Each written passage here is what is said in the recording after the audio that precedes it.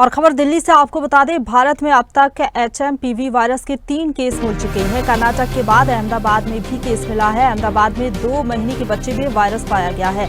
कर्नाटक में HMPV के 2 case मिले। इसके बाद आपको बता दें कि एक और केस सामने आ गया। 3 से 8 महीने के बच्चे में वायरस पाया गया। हालात पर लगातार नजर बनाए हुए है स्वास्थ्य विभाग।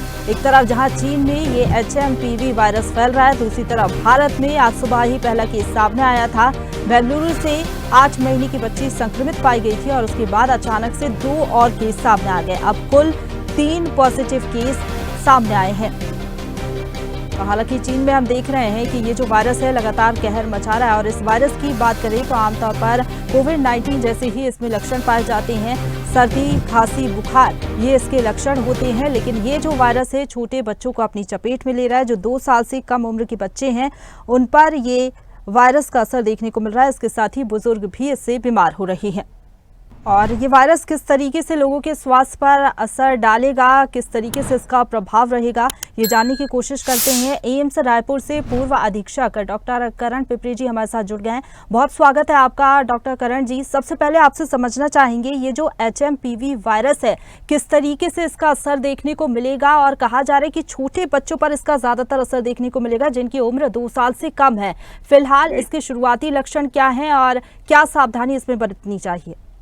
देखिए, ये एक वायरल डिसीज है जो फेफड़े में होती है और इसका हम लोगों ने भी न्यूज सुना है। इसे ICMR जो है medical council of Indian medical council, इन्होंने अपने रूटीन एग्जामिनेशन जो सर्दी जुकाम निमोनिया फेफड़े की जो बीमारियां होती हैं, वायरल डिसीजेस होती हैं, इसके एग्जामिनेशन में यह पाया। और दो या 3 बच्चों को, जैसा कि आपने भी बताया, इसकी जानकारी हमें भी प्राप्त हुई है।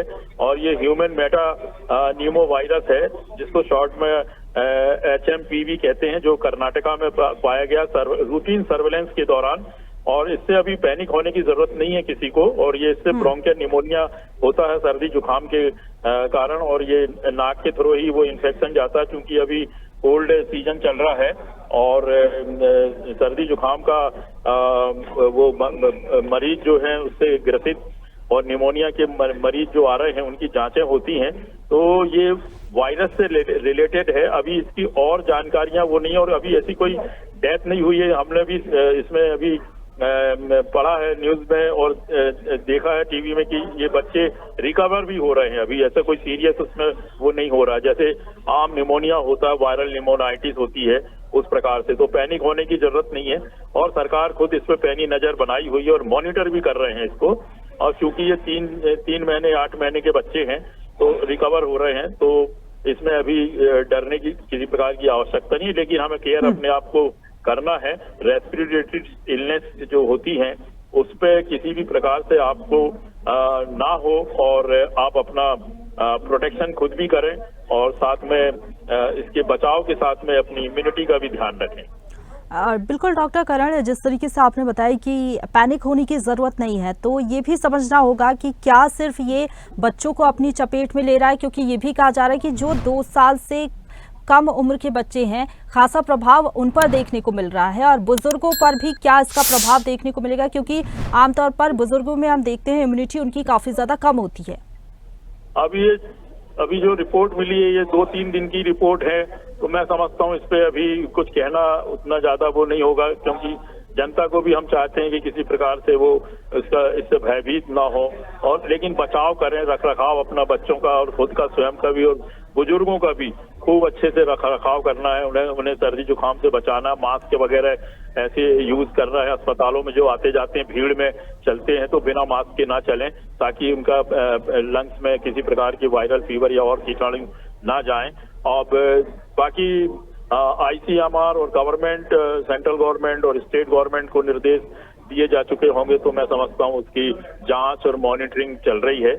बाकी जानकारी उनके जो बड़े अधिकारी हैं इससे संबंधित वो लोग दे सकते हैं। हम लोग अपने एक्सपर्ट के तौर पर ये बता सकते हैं कि इस वायरस से फेफड़े में ब्रोंकोनिमोनिया होता है और ब्रोंकोनिमोनिया से बचा जा सकता है। उसमें एंटीबायोटिक, एंटीपायरेटिक, क्योंकि इसमें बुखार आता है, सर्दी खांसी होती है, तो इससे बचा भी जाता है। और ज्यादा से ज्यादा अगर होगा, अभी ऐसा सुनने में तो आया नहीं है कि इतने सीरियस बच्चे हुए हैं कोई भी, उसको वेंटिलेटर में रखते हैं, तो जिससे रिकवरी अच्छी है। तो ये मुझे लगता है कि कोई हल्का फुल्का वायरस है जो रूटीन चेकअप में पाया गया, सर्वेलेंस में पाया गया है सरकार के ICMR से। बिल्कुल। और घर पर रहकर ही कैसे सावधानी बरती जा सकती है? जो छोटे बच्चे हैं खासतौर पर उनका कैसे ध्यान रखा जा सकता है? क्योंकि उनको ठंडी से बचाएं, और किसी को अगर खांसी चलने वाला लोग आते जाते हैं, घर में रहते हैं या पड़ोस से आते हैं, उनसे बचाएं। बच्चों को, महिलाओं को बचाएं, ताकि एक दूसरे से इन्फेक्शन भी ना लगे।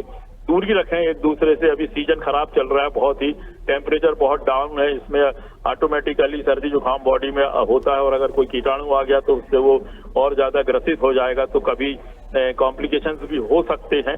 भले ही वायरस उतना डेंजर नहीं है, कमजोर है, लेकिन निमोनिया अगर हुआ तो उसके इलाज बहुत जरूरी है, ताकि किसी प्रकार से कोई गंभीर और समस्या खड़ी ना हो।